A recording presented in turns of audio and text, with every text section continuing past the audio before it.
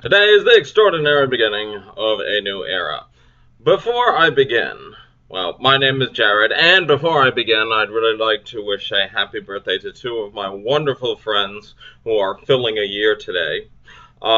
Interestingly, we have Kevin Fei-sun, who is one of my great role models and New York polyglot enthusiast of languages throughout Asia and beyond, as well as another hero of mine, ARI in Beijing. They actually have the exact same birthday. You may have seen ARI's conversation with me, in addition to ARI's conversation with Kevin. A lot of fantastic insights as to how to acquire the many tongues of the world. Today is also another birthday as well. Actually, 1 year ago today, I actually uploaded the first Tuvaluan video in my language learning series, and I thought that it would be a good time for me to actually spend today and upload yet another video in order to mark this fantastic occasion.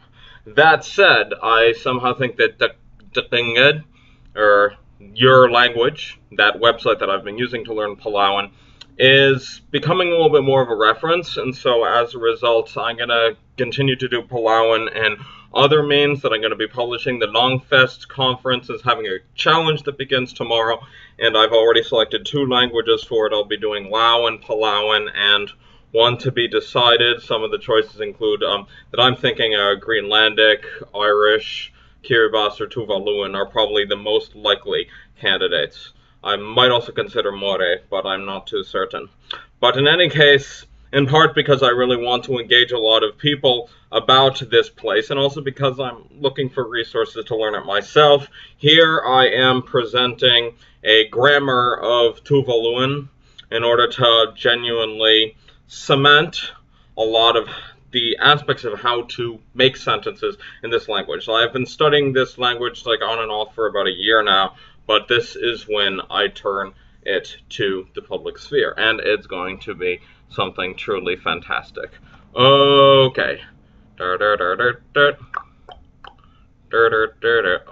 the alphabet consists of 16 letters, so A, E, I, O, U, and 11 consonants. F, H, K, L, P, St, V. Okay, so each vowel has a long and a short duration, and each consonant may be held or dwelt on in such a way as to give the succeeding vowel a slight explosive sound. Boom. Every word ends in a vowel. Yeah, so that's going to be very helpful for me to know concerning Tuvaluan. Okay, short A sound, so mata.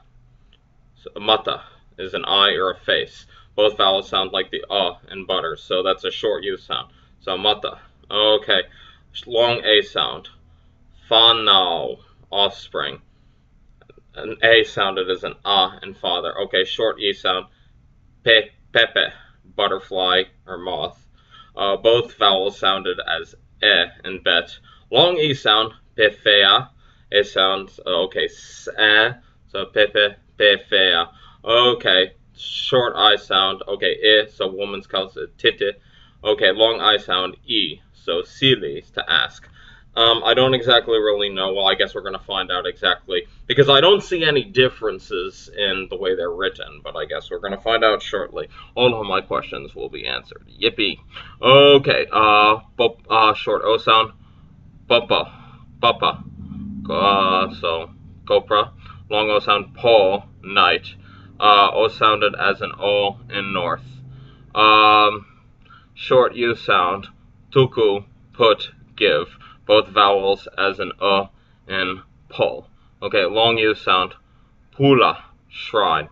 U sounded as an R in U. Now, it's very interesting because this, surprisingly, I did mention previously on this series, I think in the Hawaiian thing I mentioned Pokemon Sun and Moon. And very interestingly, okay, spoilers cut into about a minute if you don't want the game spoiled or don't want to hear about it in general. Team Skull, the villains, like the Team Rocket of the Alola region, actually take over a town, and I believe they call it like Po Town. And surprisingly, I think the Hawaiian root of that might actually be related to this. I don't know very much about the linguistics of Sun and Moon and how accurate they really capture Hawaiian in some respects. I flirted with Hawaiian briefly for like about 2 weeks, like in June or so, and then I proceeded to forget it all. If you know something about that, go ahead and write it down. Okay, when vowels occur together, each must be sounded separately and distinctly. There are no diphthongs, so Taeao, tomorrow. So yeah, in Finno-Ugric languages, this is another principle. For example, the Finns and Hungarians don't have that either. Okay, so Taeao is tomorrow, sounded Tae'a. Okay, Tae'ao. Almost as the word consists of 4 different syllables. Good. Consonants. The fricative sound is attained by the holding the lower lip almost against the upper lip and not against the upper teeth, like f. Okay, f, f. Wow. Okay, f. Okay, yeah, I think other Polynesian languages might do that as well. Okay, I think I might have also heard Polynesian English speakers also do something very similar. Okay. H sounded as an English, northern dialects only. K sounded as an English, but with the tongue further back on the palate. Yeah, I've noticed in Fijian that's also a very similar thing as well, and it took me a while to get used to. Okay, so O as in English, M as in English, but slightly heavier and more prolonged. Yeah. It's like, I think a lot of the languages of Oceania have juicier consonants. Like, for example, the phrase, the Tokpisin word too mas, meaning, well, obviously, literally means like too much, but also very. Note that the S at the end is like dragging on like a snake. Okay, so as in the English and singing, never like the and finger. Okay, yeah, so tonga. Yeah, we have that in Tongan as well. So it's not tonga, but tonga, like that. Okay, the initial S sound and the initial sound should be practiced. So ngongo, the black naughty, ngalu, a wave, ngatala, a rock cod, ngali, pretty, p but heavier, so p. Okay, wow, this is going to be really fun. Okay, yeah, exactly. So this the same S that I spoke of. So like Joyce, like that, if I recall correctly. So T sounded as an English, but thicker with the flat rather than the tip of the tongue against the hard palate.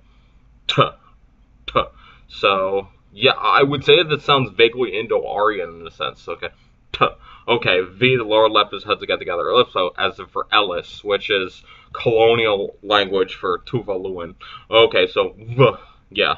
Again, yeah, Fijian, other languages of this area, I'm having lots of flashbacks. And this is also going to be one thing. By the way, Ari, I have a question, because I know that you posted like about a year ago why one language is better than many. I'm willing to debate you on that, and I think that the results would be extremely interesting. Okay, so Niutau Island, the 3 syllables of the word are pronounced distinctly. On other islands in the Ellis group, the second syllable is elided, and the word becomes fakai, with the K held for the time it takes to pronounce the other. So, okay, okay, we have to use what we've learned and put it to use. Okay, fakai, with the held K, yeah, with the K held for the time it takes to pronounce the other. So, fakai. Okay, I don't think it's like a, yeah, not the green line, no. Fakai. I think like that. Okay, it should be noticed that the pause is in the middle of the consonant itself, not after the preceding vowel. Yeah, Swedish. Good to see you. Okay, so opepelo, to lie, becomes opelo. Okay, sosolo, to wipe, becomes osolo. Ototolo, to Totoro, okay, I have to alter my tongue for that. To Greek becomes Otoro, and then Dengangana, the sound, or the language becomes Dengana, or Dengana. In normal spelling, it is not necessary to employ double consonants as above to denote these lengthened consonants, but the student is advised to use them in his own vocabulary lists. Throughout this notebook, they are rarely used to denote the length of either vowels or consonant. No student can hope to learn from the book alone, although Jared is going to try, but also he's going to need, commenters and cartoons. The Tuvaluan's animated cartoons even exist is another thing. Writing things on Facebook, 30-day speaking challenge, yada yada. You know, it's interesting. A lot of people ask me the question, what do you use to learn a language? I think that's the wrong question. The right question is, what don't you use to learn a language? That's very important. The help of a native is necessary, and the student should note carefully the exact value given by this native speaker, given by this native editor, both vowels and consonants, and so mark them carefully in his vocabulary list. Okay, so very much like if you speak Lao, you have license to be my best friend, and this hereby extends to all of the languages I learn until the end of time, I would guess, and so Tuvaluan especially. Okay, so the article and the noun, we're going to do that next time. I think I've really learned a lot of things, and one thing that's very intriguing is the fact that sometimes really the texture really makes all of the difference. And I think that this is a very significant thing that I really notice with the languages I love, that I really pay attention to the texture, and like those that I somehow learn a little bit more out of, you know, necessity. In some respects, I usually don't pay as much of attention to that. But I think that Miguel certainly got it right of the multilingual Bronxite when he really said that Scandinavia and Oceania are definitely my babies in a sense. He did forget Jewish languages as well, but yeah, I think that to some degree I somehow, well, I don't know. I think that I have a very, very secure Jewish identity, despite the fact that I, to some degree, walked away from religion. Yeah, tomorrow night is actually Tisha B'Av, and the ninth day of Av, the saddest day of the Jewish calendar. And I think certainly it's a good time to reflect about what we can do to turn the human experience around and make it something fulfilling and full of hope. That'll be your homework assignment. I don't know if you'll complete it. It sounds like a lot of work, but I believe in you, and that's very important to note. Have a good one, and see you next time.